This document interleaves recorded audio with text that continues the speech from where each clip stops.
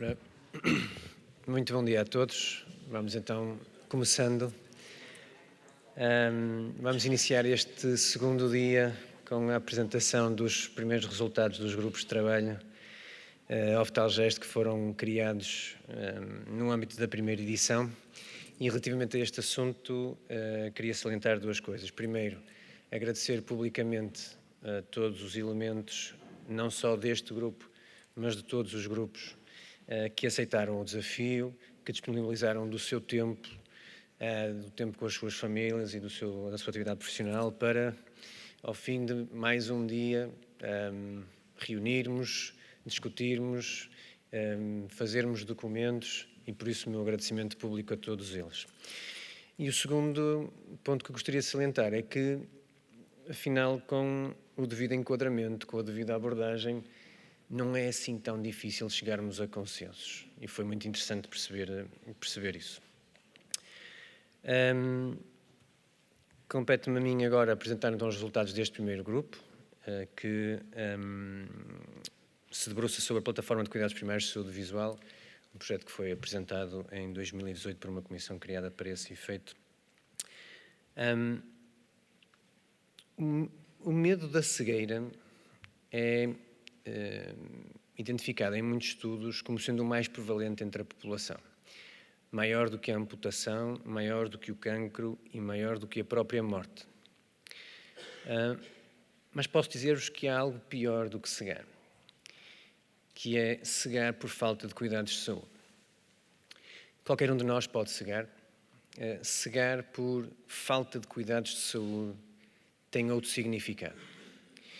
Mas ainda há pior, que é deixar-se cegar por falta de acesso a cuidados de saúde. E as pessoas que trabalham na periferia vão se identificar com isto. Estou a falar das pessoas que, conscientes que estão a ver pior, dizem: eu não tenho como ir ao hospital, eu não quero incomodar os meus filhos estão no estrangeiro. E passando uns anos essas pessoas estão a dizer: agora já não vale a pena.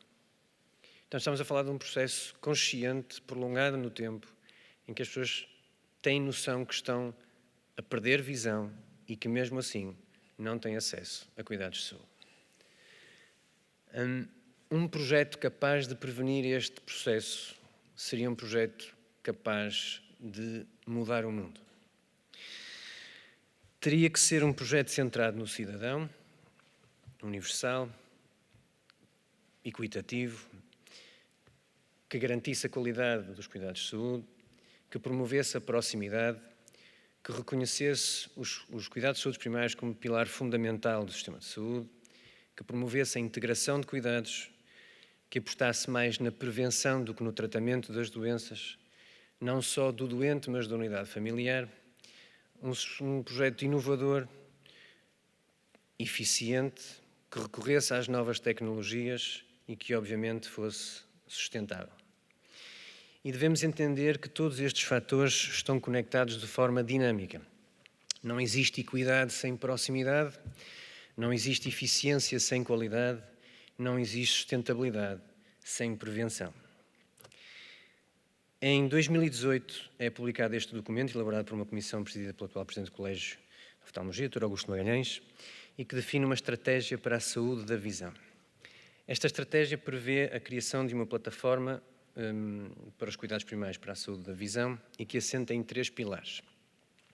O primeiro pilar são pontos de rastreio em oftalmologia, relacionados com o rastreio da retinopatia diabética e o rastreio da saúde visual infantil e que já está implementado. Os segundos e terceiros pilares ainda não estavam implementados. O segundo consiste nos pontos de avaliação básica em oftalmologia, que consistem na realização de consultas de oftalmologia nos cuidados de saúde primários.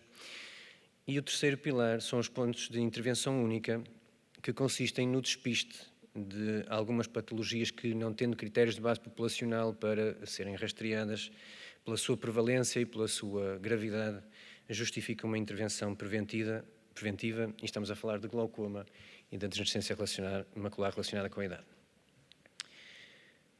E se é fácil entender as mais-valias que esta plataforma poderia trazer para o sistema de saúde, no que diz respeito à proximidade, à equidade e à prevenção, também é fácil perceber quais seriam os condicionalismos que teria que enfrentar, nomeadamente no que diz respeito aos recursos humanos, ao investimento que é necessário e à entropia que poderia gerar no sistema. E então, como implementar esta plataforma sem causar prejuízo para o doente, nem sobrecarga para o sistema? Nós entendemos que há 3 passos fundamentais para isso.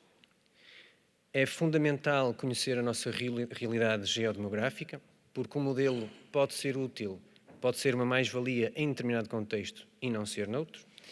Conhecer a etiologia das nossas referenciações à consulta, porque o modelo pode ser útil em determinado contexto e não ser noutro. E ter sempre por base o modelo de funcionamento do serviço, porque este modelo pode constituir uma mais-valia em determinado contexto e não constitui uma mais-valia noutras realidades. Entendemos também que era importante combinar os recursos alocados ao PABO e ao PIO, porque daí poderíamos tirar maior rentabilidade dos equipamentos. E era importante que esta plataforma pudesse estar disponível para a maior parte dos nossos doentes. Não faria sentido implementar uma plataforma destas e depois se apenas uma parte pequena dos nossos doentes pudesse beneficiar dela. Mas não chega a enviar para lá os doentes. É necessário resolver-lhes o problema dos doentes lá, caso contrário estaremos a gerar entropia no sistema. E por isso definimos 2 objetivos. Para a taxa de referenciação, 80%, queríamos que 80% dos nossos doentes pudessem ser encaminhados para esta plataforma, e para a taxa de resolutividade, 80% também. E claro, teria que ser um projeto que fosse custo-efetivo. E foi o que fizemos no nosso serviço. Este é o nosso distrito, esta é a nossa população, cerca de 245 mil habitantes, uma população envelhecida, com alta atividade rural, com uma taxa alta de iliteracia e de carência económica ou financeira. É um distrito com acessos reduzidos, que sejam eles rodoviários ou ferroviários, em que muitas vezes o táxi é o único meio de transporte disponível para os doentes.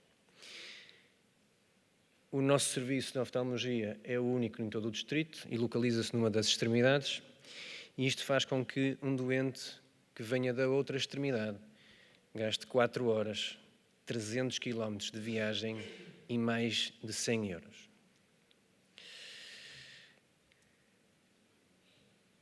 Dividimos o nosso distrito em 3 áreas, que correspondem mais ou menos, cada uma delas, a 1/3 da nossa população.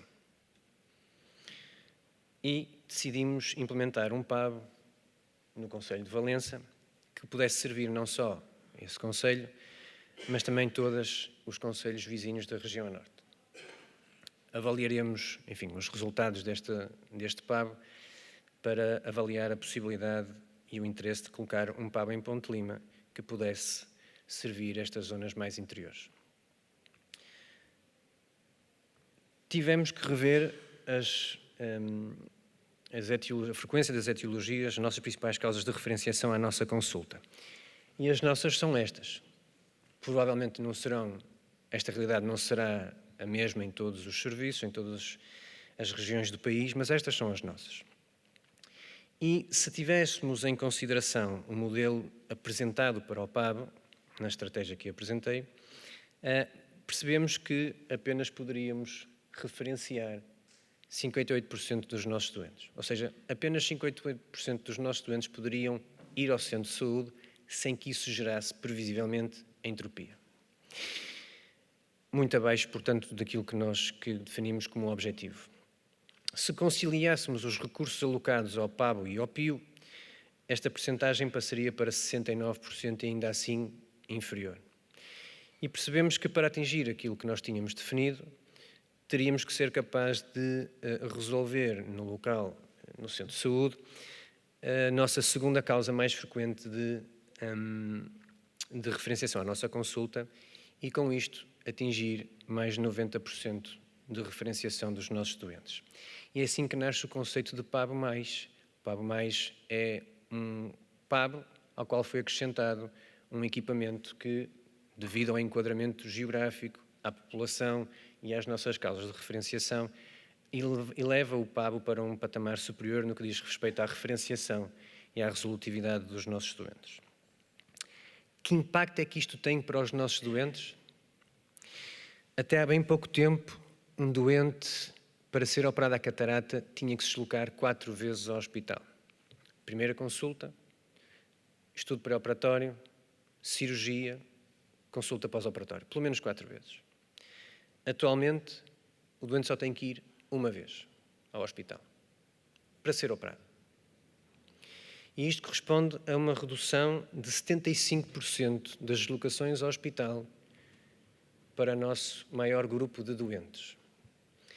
Se tivermos em consideração a segunda e terceira causas mais frequentes de referenciação à nossa consulta, criamos as condições para que estes doentes não precisem de ir ao hospital.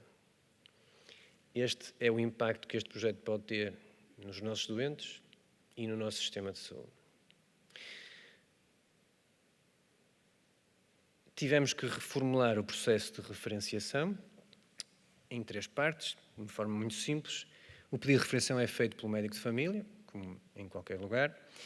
Introduzimos o conceito de buracos estenopeico nos cuidados de saúde primários, o que tem sido uma grande ajuda. É verdade que nem sempre vêm com essa referenciação, mas às vezes já começam a vir. O segundo passo é feito pelo oftalmologista triador, no hospital, em que o oftalmologista prevê a necessidade de realização de exames complementares diagnósticos que não estão disponíveis no PAB. Se ela se registar, o doente é orientado para o hospital diretamente. Se ela não se registar, o doente é orientado para o PAB. A terceira fase do agendamento é realizada por um administrativo que, de acordo com a residência do doente, orienta o doente para o PAB correspondente, isto é, se porventura abrirmos o PABO em Ponte Lima, neste momento só estamos a fazer o PABO em Valença. Portanto, se os doentes cumprirem critérios para PABO, de acordo com a sua residência, são orientados para o PABO em Valença. Iniciamos a nossa atividade a 23 de janeiro de 2023. Neste momento estamos com 2 períodos quinzenais. Os recursos humanos são da ULSAM. A equipa tipo é um médico, um técnico e um enfermeiro. E neste momento o equipamento que nós temos no PAB é este que está aqui apresentado em cima. Qual é o circuito do doente quando chega ao centro de saúde? Vai a uma pré-consulta, onde determina a acuidade visual, faz otorrefratómetro e tonometria de sopro, é enviado para a consulta e na consulta, de acordo com a necessidade ou não de inscrever o doente para um procedimento cirúrgico, se não tiver essa necessidade, o doente realiza o seu procedimento clínico, seja ele a prescrição de uns óculos ou outro, e se tiver alta é classificado como eficiência, se tiver que ser referenciado para o hospital por alguma razão, porque falta algum exame, é classificado como entropia. Se porventura necessitar de uma inscrição cirúrgica, realiza no próprio dia biometria, se for o caso de uma catarata, faz o ensino pré-operatório e, se for orientado para o bloco, é classificado como eficiência. Se tiver que ir ao Hospital Santa Luzia fazer mais algum exame, é classificado como entropia. E ao longo deste trajeto são quantificados os exames complementares todos que foi necessário realizar aos doentes. Quais são os nossos resultados em 3 meses de atividade? 431 doentes triados, 60% triados para PABO, mais 30% triados para o conceito de PABO+, e apenas 10% foram triados para o hospital. Realizamos 412 primeiras consultas, 96% de eficiência. Apenas 16 doentes tiveram que ser orientados para o hospital. Realizamos 298 meios complementares de diagnóstico, 59% foram biometrias, 20% foram OCTs e 21% foram lasers IAGs. O que vai muito de encontro àquilo que eram as nossas previsões. E isto quer dizer que, se nós não tivéssemos estes equipamentos disponíveis nos centros de saúde, mais de 60% que foram referenciados para o centro de saúde teriam que vir ao hospital. E, portanto, estaríamos a gerar entropia no sistema, a acrescentar mais um passo para que o doente pudesse chegar ao tratamento de que necessita. Realizamos 60 inquéritos de satisfação, 97% dos doentes estavam muito satisfeitos por não ter que percorrer estes quilómetros todos, 3% estavam só satisfeitos. E, portanto, para resumir, 90% de taxa de referenciação, 96% de taxa de resolutividade, 41 doentes já operados nesta modalidade, o que corresponde a, só nestes doentes, menos 120 deslocações ao hospital, 516 consultas descentralizadas. Passando agora para os PIOs, aqueles pontos de intervenção, de despiste de algumas patologias. Relativamente ao glaucoma, integramos um estudo com o Centro Hospitalar Lisboa Norte, no qual já iniciamos ambos o rastreio a estes doentes. E estes são os dados das duas instituições, têm modelos de funcionamento ligeiramente diferentes. O Santa Maria está a fazer os rastreios nos doentes que vão fazer os rastreios da retinopatia diabética. Nós estamos a convocar os nossos doentes, e isto tem algumas implicações na análise dos resultados. O Centro Hospitalar Lisboa Norte utiliza a retinografia coadjuvado com inteligência artificial. Nós utilizamos a retinografia e o OCT. Relativamente à DMI, só nós estamos a fazê-los neste momento. Fizemos nos mesmos doentes que vieram fazer o rastreio do glaucoma e estes são os resultados. Estamos a começar, é verdade, mas já começamos. Obviamente fizemos uma análise financeira sumária para validar a viabilidade deste projeto e se tivermos em conta o nosso projeto, que obviamente não terá que ser igual para todas as realidades, se tivermos em conta o investimento que foi necessário e os custos que estão associados a este projeto, e se tivermos em consideração os valores associados à majoração das consultas descentralizadas, podemos analisar em 5 anos o modelo atual e compará-lo com as previsões com o modelo Compabo, e ao fim de 5 anos aquilo que concluímos é que o valor atual líquido de ambos os modelos é muito aproximado, com ligeiro benefício para o modelo Compabo. E se tivermos em consideração os valores que estão associados ao PRR e ao Portugal 2030, que estão muito relacionados com a coesão territorial, com a diminuição das assimetrias, a prevenção e a aposta nos cuidados de saúde primários, percebemos que facilmente este tipo de projeto pode enquadrar-se neste programa de financiamento. Recuperando a imagem inicial, percebemos que este projeto toca em todos os pontos que foram abordados no início. E é, sem dúvida, um projeto inovador. E por isso, sim, é possível. É possível os oftalmologistas irem para os cuidados de saúde primários, fazê-lo de forma segura, eficaz e sustentável. E, como qualquer projeto inovador, obriga-nos a sair da nossa zona de conforto, a repensar a forma como fazemos as coisas. E está sempre associado a um risco. O risco de não termos as respostas para todas as perguntas, de termos que redefinir alguns objetivos ou de perceber que, afinal, este não é o caminho. Mas constituem sempre uma oportunidade de fazer mais, de fazer melhor e de fazer a diferença. E às vezes, só às vezes, constituem uma oportunidade de mudar o mundo. Muito obrigado. Estou à vossa disposição para as vossas perguntas.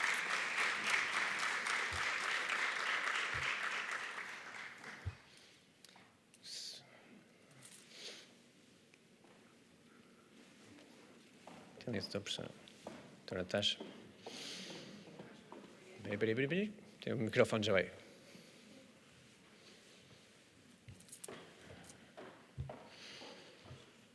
Acho, sem dúvida, fantástico. Agora, pensando na prática real, dia a dia nossa, como é que todos os centros de saúde, onde esto possa ser aplicado, conseguem esses equipamentos?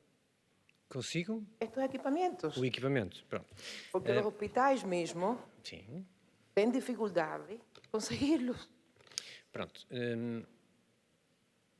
O processo de aquisição de equipamento é um dos problemas e uma das dificuldades da implementação destes projetos. Estava ali referenciado na lista de dificuldades que este tipo de projetos poderia representar.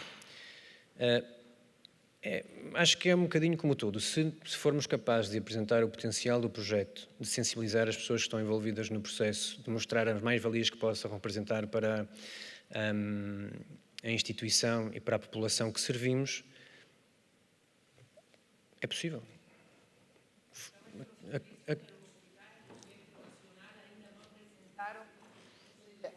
Minha dúvida qual era? Os serviços pequenos, para os pequenos, obviamente, não é? Acho que é mais do que provado, precisam de equipamento, trabalhar. Claro. Ok, portanto, acho que aí ninguém tem que demonstrar nada. Mesmo assim, aquelas dificuldades que nós apresentamos para conseguir qualquer coisa que seja, OCT ou que seja, é tão difícil. Voy a falar Sistema Nacional de... Não estou a ver, sinceramente, como é que consegui levar à prática, por muitas boas intenções, equipar com isso quando não se consegue dar resposta a lo básico que são nossos serviços. Pronto, Existem já, é nós só temos... isso. Mais nada, Certo, era certo. ótimo conseguir, atenção. Nós temos, aliás, acredito que haja muitos serviços com as mesmas dificuldades, mas a verdade é que nós conseguimos e, de alguma forma, apresentamos um plano a 5 anos e mostramos que a majoração das consultas que seriam feitas em contexto de descentralização, ao fim de 5 anos, amortizariam o investimento. Aproveitámos alguns dos equipamentos que nós tínhamos e que colocámos lá, mas outros tivemos que comprar. E o plano foi esse, foi explicar que ao fim de 5 anos isto poderia trazer mais valias, inclusivamente a nível financeiro. Foi um processo fácil? Não foi.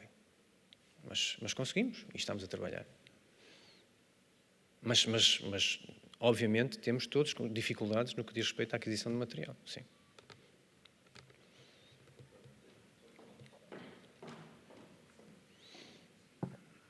Eu gostei de ver e conhecer esta iniciativa, mas gostava de pôr um problema, uma questão. Ele sabe que eu estou ligado à DSE. Sei. Nós financiamos a oftalmologia na DSE, tanto no regime livre, portanto, onde o beneficiário pode ir ao médico que quiser, depois nós reembolsamos uma parte desse custo para o beneficiário, através de convenções mesmo com oftalmologistas ou com hospitais onde tenham essa valência. A questão que eu lhe coloco é esta. Nós constatamos, e isto é geral na ADSE, que nós não temos nenhum plano preventivo, quer dizer, para evitar, portanto, que o beneficiário chegue já quase ao final, já com uma doença adiantada. O que é que pensa que a ADSE poderia fazer, no fundo, utilizando e tendo em conta este vosso plano que se aplica em relação aos centros de saúde, não é? A ADSE tem 1.300.000 beneficiários e a partir de uma determinada idade, e a população está a envelhecer, como eu vou mostrar, a população, os beneficiários da ADSE, portanto, problemas de vista, de cataratas, etc., são cada vez mais frequentes. O que é que pensa que a gente podia e devia fazer? Este projeto foi desenhado para funcionar apenas no âmbito daquilo que é a atividade pública. Percebi isso. E a verdade é que, enfim, acho que acho que as coisas não têm que se colocar em paralelo. Mas claramente, com os meios que temos, na nossa realidade, temos sido capazes de dar resposta a estes doentes. E este projeto também implica um investimento também na prevenção dos doentes e, portanto, acho que neste momento estamos a conseguir implementar essas duas valências para além de outras, enfim, possibilidades que possam existir de cooperação, mas neste momento estamos a conseguir fazer. Dr. Augusto. Bom dia a todos. Eu vou começar por dizer duas frases. Uma frase que é do Rómulo de Carvalho, mais conhecido por António Judeão, e verbalizada por o cantor Manuel Freire, que diz: quando um homem sonha, o mundo pula e avança. A segunda frase é minha e diz o seguinte: as instituições são as pessoas. E o seu trabalho demonstra na cabalmente estas duas frases. Eu ontem disse aqui na sessão de abertura que lhe agradecia muito por materializar na prática aquilo que realmente é a minha visão dos cuidados de saúde visuais em Portugal. Repito, é a minha visão dos cuidados de saúde visuais em Portugal, que foi muito apoiada por uma comissão a quem eu estou muito agradecido, que me deram todo o apoio e que aceitaram pôr cá fora este documento. Infelizmente, pelas entropias, essas sim entropias, que são habituais no sistema de saúde em Portugal, pouco ou nada foi feito, com exceção dos rastreios. E ainda esses, como eu disse também, têm muitos constrangimentos e funcionam muito bem no norte, funcionam bem no centro e funcionam mal do centro para baixo. E isto tem também a ver, mais uma vez, com as pessoas que estão envolvidas nas instituições. Por isso é que eu afirmo reiteradamente que as instituições são as pessoas. O exemplo que aqui foi demonstrado é outro exemplo cabal disso. A instituição, Unidade de Saúde Local do Alto Minho, é a pessoa que está à frente dela. E por isso é que o Dr. Sérgio Azevedo conseguiu os financiamentos, conseguiu convencer, conseguiu envolver as entidades responsáveis para materializar este projeto. Dizer que esta estratégia e esta plataforma e estes cuidados não foram decalcados de nenhum sistema, de nenhuma parte do mundo. São completamente inovadores, foram desenhados pela primeira vez. Nomeadamente os PIOs, que foram discutidos com o Ministério da Saúde e foi explicado ao Sr. Secretário de Estado Adjunto da Saúde que não havia nenhuma sustentação científica para uma plataforma ou para um pilar daquele género. E a resposta foi perentória também. Não se preocupe, porque esse também é o papel do SNS, é também desenvolver projetos de investigação e implementar projetos novos, aferi-los e, se tiverem andamento, se tiverem valor, andam, se não tiverem valor, abortam. Infelizmente, o Sr. Secretário de Estado Adjunto da Saúde teve pouco tempo mais no Ministério e, com a saída dele, os projetos ficaram na gaveta e ficaram esquecidos, como é também habitual em Portugal. Portanto, eu quero, antes de mais, felicitar o Sérgio pelo excelente trabalho, pedir que continue nesse andamento e que demonstre à sociedade e à sociedade que é possível fazer o mundo avançar e pular e é possível, de facto, trazer melhores cuidados às pessoas, mas que isso só se faz com o esforço das pessoas. E é muito mais difícil fazer bem do que criticar de forma fácil. Há pessoas que criticam, ontem falou-se aqui de vários tipos de pessoas, eu também as divido em dois tipos. As pessoas que criticam com facilidade e as pessoas que são capazes de fazer e são capazes de fazer bem, empenhadamente, com o seu esforço pessoal, muitas vezes com o sacrifício da sua vida pessoal e das suas famílias. Os meus parabéns, Sérgio, é uma excelente iniciativa e muito obrigado por acreditar no projeto. Respondendo só ali ao Sr. Eugênio Rosa, a DSE pode fazer algumas coisas, doutor. E a primeira coisa que a DSE pode fazer, nomeadamente no que diz respeito, por exemplo, às tabelas que foram recentemente revistas, eu ontem o doutor não estava cá, eu tive a oportunidade de abordar também isso, eu acho que a DSE deve, antes de mais, munir-se de consultadoria diferenciada e qualificada. Deve munir-se de consultoria diferenciada e qualificada. E, lamentavelmente, até, depois desta última revisão da tabela da ADSE, a Sociedade Portuguesa de Oftalmologia e a Ordem dos Médicos prontificaram-se, ofereceram-se para colaborar na revisão de uma tabela que deu, como sabe, muita discussão. E até hoje, nem a Sociedade Portuguesa de Oftalmologia, nem a Ordem dos Médicos tiveram qualquer resposta, qualquer feedback da ADSE. É pena, porque eu penso que o sistema, como um todo, poderia melhorar muito com essa ajuda técnica e científica. Mas pronto, a ADSE é uma instituição, enfim, que tem a sua autonomia, tem os seus corpos dirigentes e faz o que entender que deve fazer. Nós não temos outras formas de dizer isto. Mas, na verdade, eu penso, e fica aqui este repto, que ganharia muito em procurar consultadoria, de facto institucional e, de facto, diferenciada e qualificada.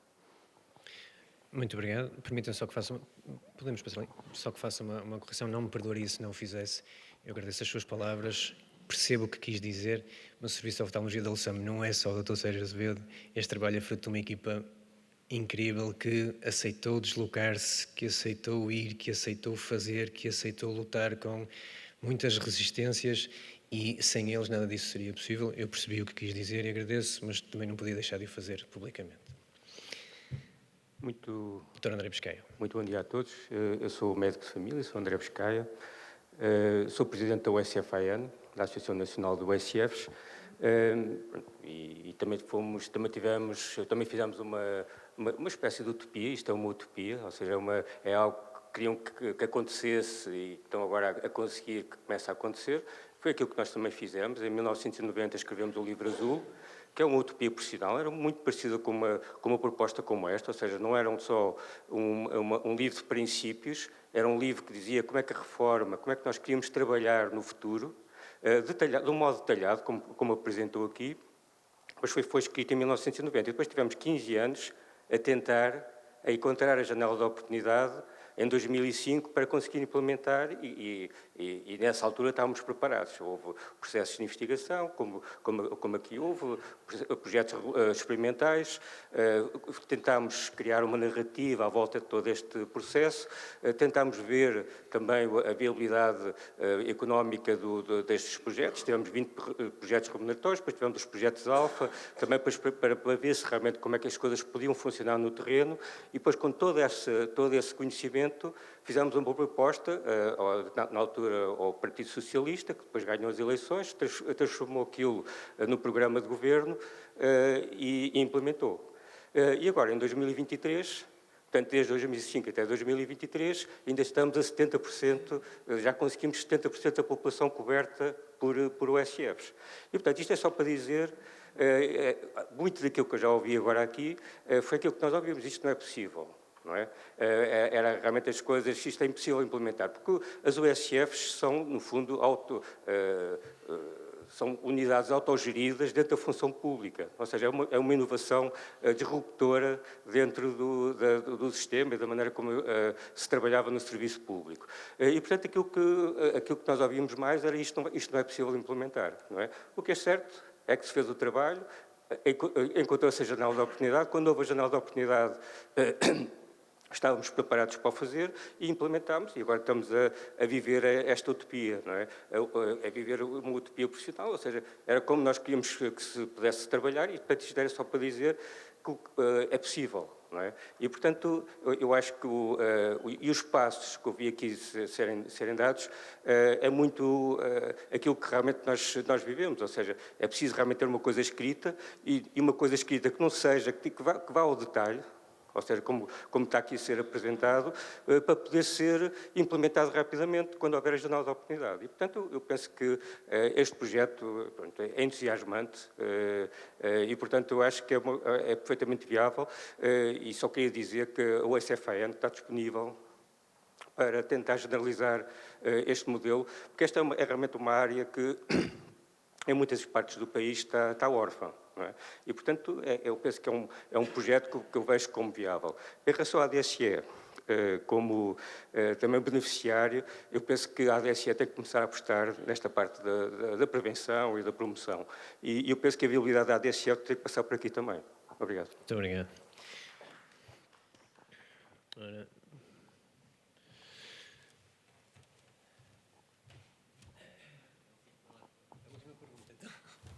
Muito rápido. Muito obrigado. Ao olhar para este projeto, é que nós compreendemos de uma forma bastante efetiva porque é que a realização se chama oftalgesto. Porque isto representa, ao cabo e ao resto, todo o processo gestionário, não é? Aquilo que foi feito foi planear, não é? E planear não é prever o futuro. Planear é prever o impacto que as medidas que nós tomamos hoje têm no futuro. E depois organizamos, depois decidimos e controlamos a decisão. Por conseguinte, para dizer que me sinto também, como gestor hospitalar, bastante gratificado para ver como a nossa principal atividade, a nossa atividade central em saúde é o exercício da medicina, não é? E de outras atividades de saúde, mas centralmente a medicina, seja qual seja a especialidade, neste caso a oftalmologia, tendo em vista a satisfação de um cliente. Isto é como num processo comercial, ainda que não exista, naturalmente, uma relação comercial com o cliente. E depois tem outra coisa muito interessante. O senhor lembrou-se bem do António Gedeão, do Rómulo de Carvalho, muito adequadamente. E eu estava-me a lembrar do Arthur Clarke, não é? O Arthur Clarke, um consultor da NASA, que aliás é consultor de uma boa parte dos filmes de ficção científica de qualidade, de 2001, Odisseia no Espaço, 1969, se lembram. 3001, a Odisseia Final. O Arthur Clarke é um físico quântico e a tese que ele defende para explorar novos universos, para explorar novas entidades espaciais, é dirigir naves, não é? É dirigir naves para novos astros, naves que tenham a capacidade de se multiplicar depois localmente, porque depois não há capacidade física nem de engenharia para mandar naves para o infinito. E, por conseguinte, também para parabenizar o Sérgio e toda a sua equipa, porque, porventura, e deu conta, também, para além do exercício clínico, para além do exercício de gestão, realizou aqui também um exercício de física quântica, fez 3 em 1 e que não fosse só por isso, mas muito mais já me sinto gratificado de estar aqui presente. Muito obrigado, Sérgio. Muito obrigado.